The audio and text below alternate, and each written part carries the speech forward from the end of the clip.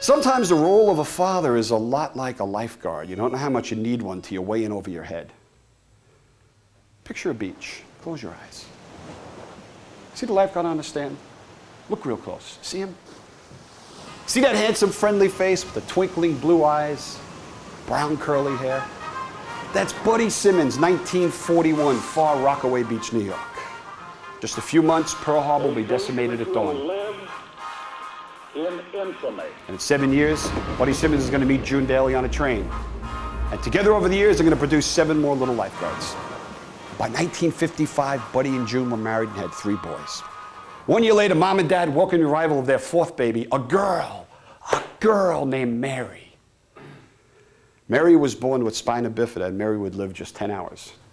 Buddy planned on having a few kids. I don't think he planned on 8. Nobody plans on 8. 8 happens. Buddy's gift. And he gave us many.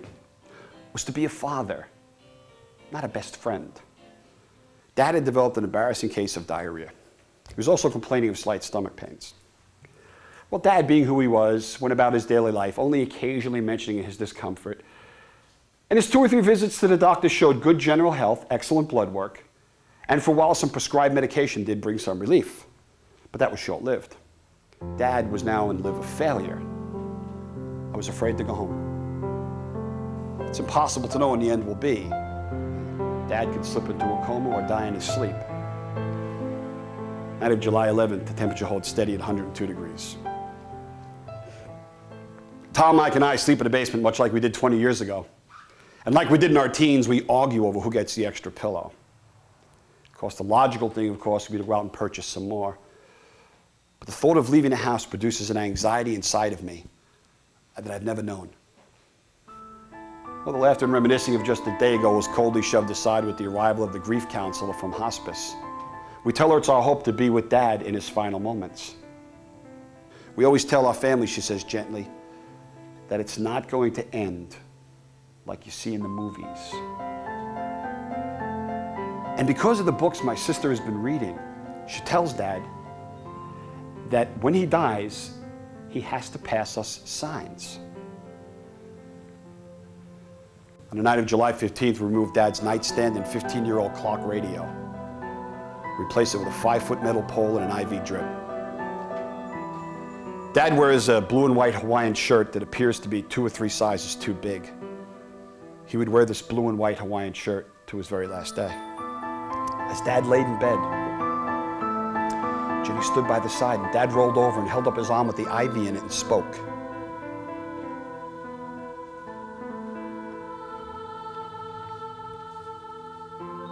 You know, when I'm done with this game, I won't be needing this anymore. What game, Dad? Oh, how can I explain it? Playing a game, but really, I'm making a map. Dad, who are you playing with? Oh, they're 3 old-timers, white hair, regular collared shirts. Dad, when do you think you're going to be finished with this map? Oh, I think we're wrapping up pretty soon.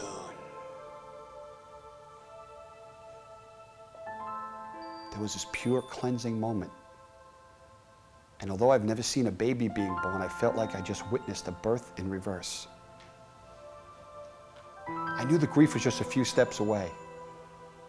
But for a few clear seconds, I felt like we weren't being abandoned. We were going to be okay. We were going to get through this. And then I looked up and noticed that everyone was there. And then we all stood up, connected our hands, and began to pray.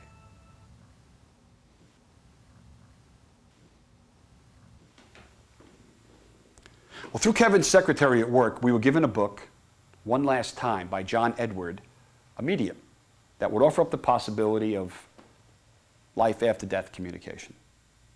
4 weeks later, I flew to New York for our meeting with John Edward. Before stepping to his office on that mild November night, I grabbed my mom's hand. I said, "Are you okay?" "Yeah," she said, I'm a little nervous, you know. She said, "You know, the only way this is going to be real for me tonight is if he mentions Mary. I then turned to my brother Mike and complimented him on his new jacket. I said, "It's a nice jacket. You just buy that?" He says, "You don't recognize it, do you?" I said, "No." He said, "It's Dad's." Well, stepping into John Edwards' office, I'm happy to report there were no beaded curtains, no incense, no weird Indian music playing. Just John sitting behind a desk. We sat in a half circle as he instructed us to, and he said, "Please answer yes or no to my questions and don't help me." He's telling me that he passed in July and that he had problems with his liver. Dad was now in liver failure. He's also telling me he wasn't afraid to die. It was only the last 45 minutes that he was making his transition. You had discussions about passing signs? When he dies, he has to pass us signs. Whose children are seeing Dad? Believe it, it's true. Who has the twins? Who's Tom? Who's the comic? Who's the performer? He tells me that you're working on a project that's different than your stand-up comedy, and he's going to help you with it. Well, 2 weeks before that, I bought a little notebook and started taking some very secretive notes about a story I was going to write and a play I was working on about our experiences called Buddy's Gift. He then looked at my brother Michael and said, "You're wearing his jacket. That is his jacket. He's showing me that jacket." It's a nice jacket. It's Dad's. Who's Mary? Dad wants you to know he's with her. 8 people begin to cry simultaneously. He then announced his energies were fading, but did we have anybody have any last words? Kevin said, yes. Tell him we'll see him at Christmas. No, John said, he doesn't like that. He doesn't like that. He sees you every day and he wants you to try and see him. He has a very nostalgic feeling about where he is. And with that, he signed off. Buddy's gift to us, the week he died, was his refusal to behave like a victim. It wasn't a wonderful death. There was no doubt. It was a death filled with wonder.